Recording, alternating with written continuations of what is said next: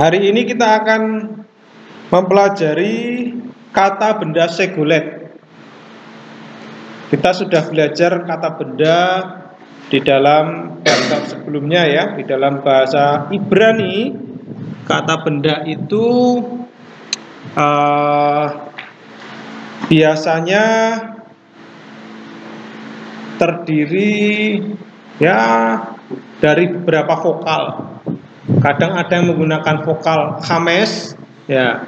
Contohnya dabar itu menggunakan khames double. Nah, tapi kalau satunya menggunakan patah, satunya menggunakan khames, itu biasanya kata kerja. Oke, sudah? Nah, perhatikan di sini kata benda singulet dari kata segol. Tahu ya segol? Segol ini ya berarti kosakata yang vokalnya segol. Apa maksudnya? Jadi kita ini akan mempelajari kata benda bahasa Ibrani yang memiliki ciri khas perubahan dari tunggal menjadi jamak, tapi kebanyakan memiliki vokal segol. Nah, ini disebut sebagai kata benda singulet. Berarti kata benda singulet adalah kata benda yang perubahannya nanti menggunakan apa? Vokal segol. Ya, vokal segol. Oke. Nah, kata benda singulet ini dibagi menurut perubahan vokalnya ke dalam 3 bagian. Ada kelas A di mana vokalnya menjadi patah dengan akhiran ganti. Vokal E, kelas E atau I di mana vokalnya menjadi hirek, kelas O di mana vokalnya menjadi holem. Nah, ini perhatikan di sini. Contoh kata melek. Melek itu kata benda singulet. Kenapa? Karena di dalamnya mengandung segol ya. Nah, terus perhatikan ketika dia berubah menjadi bentuk konstrak dia tetap melek.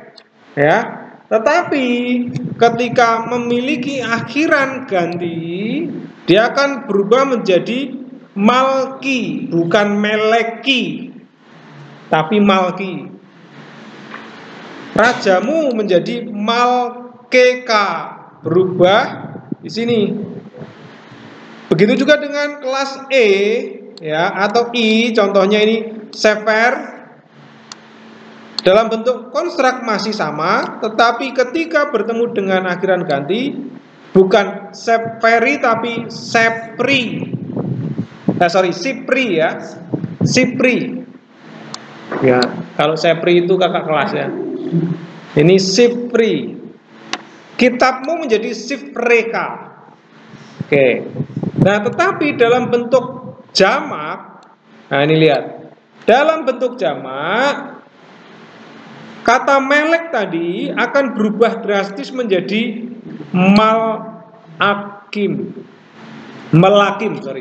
melakim. Sedangkan kitab-kitab menjadi sefarim.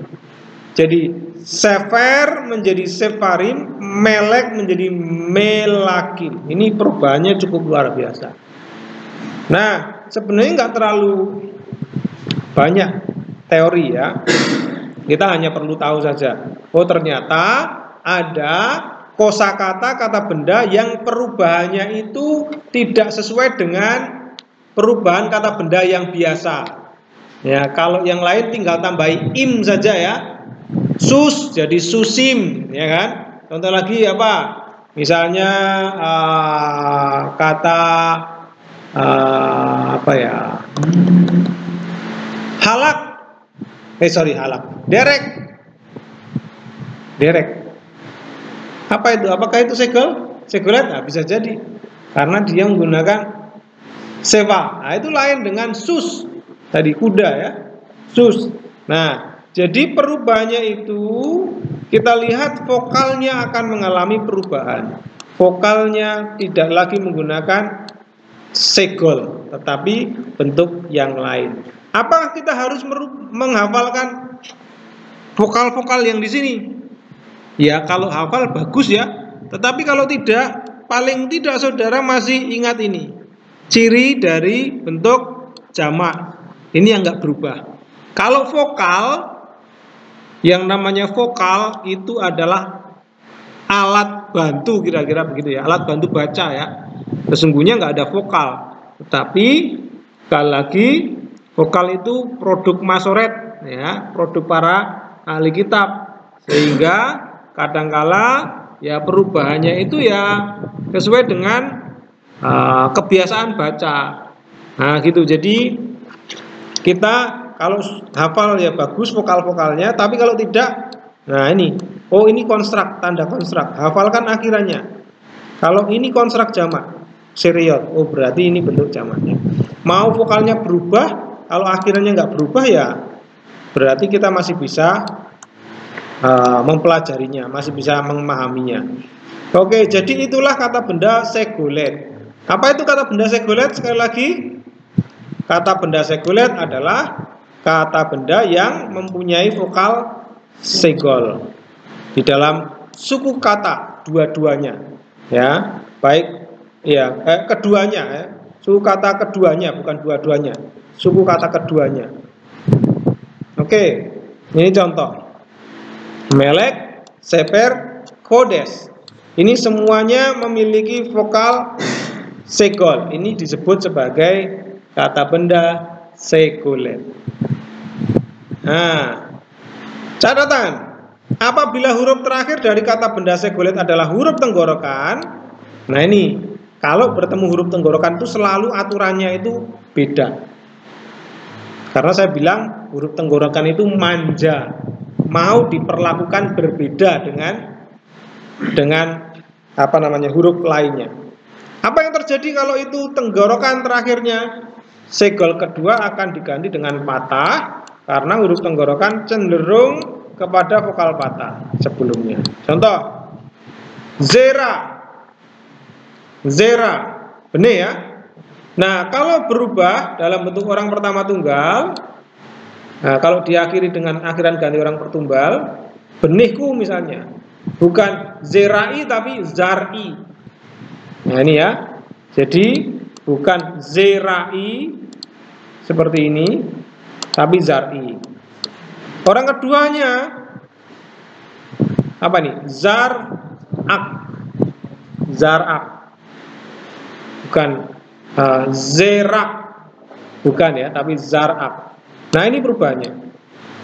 Kenapa? Karena huruf ayin ini adalah huruf tenggorokan, jadi akan apa namanya mengalami perubahan. Oke. Ada pertanyaan untuk kata benda segolet. Kita lanjut. Apabila huruf tengah adalah huruf tenggorokan, lagi-lagi huruf tenggorokan, maka vokal dua-duanya menjadi patah. Naar akan berubah menjadi naaro, naarka. Nah, gini ya. Oke. Vokal dua-duanya tetap patah. Nah, ini naar ya. Oke.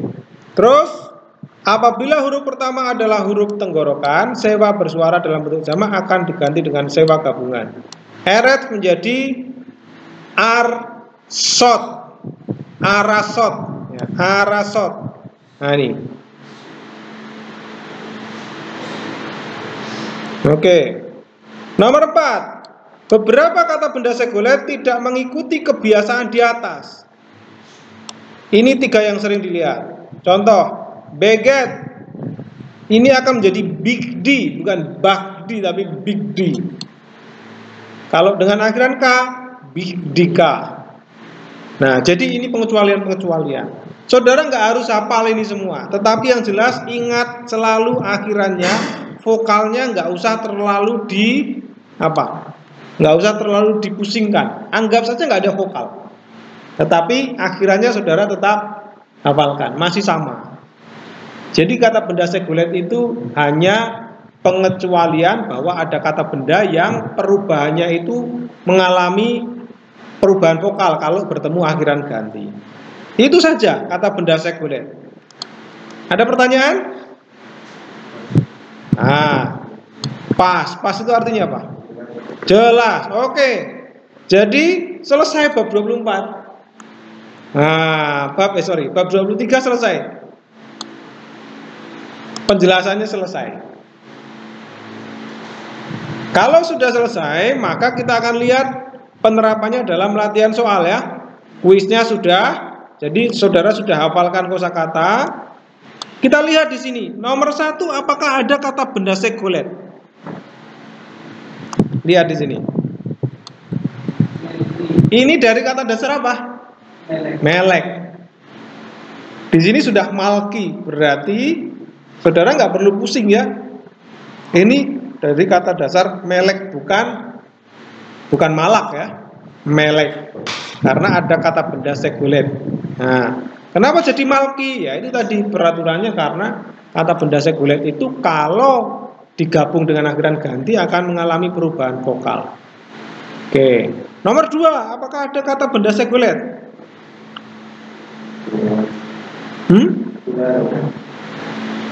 Tidak ada?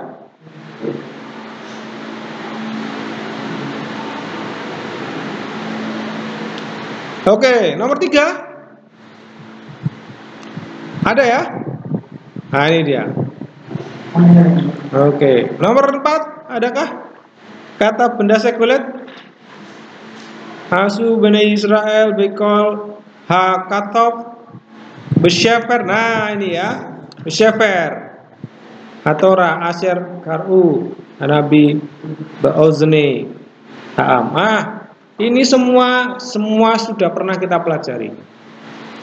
Tugas saudara selanjutnya adalah mengerjakan latihan soal ini. Ya. Teorinya sudah selesai. Jadi silahkan kerjakan latihan soalnya. Saya akan bagi menjadi beberapa kelompok ya. Menjadi beberapa bagian supaya cepat, tapi nanti saudara harus saling memberitahu. Oke? Silakan dikerjakan. Nomor 1 itu saudara Yoksan, lalu 2 Yoksan, lalu Hesron, lalu Arlan, dan seterusnya ya. Berarti kalau di sini sudah, ini kembali ke Yoksan, seperti itu ya. Oke. Berarti kalau 17 dibagi 4, berarti satu orang mendapatkan 4. Yang nomor 17 nanti Pak Agus, supaya adil 4-4. Ya, selamat mengerjakan.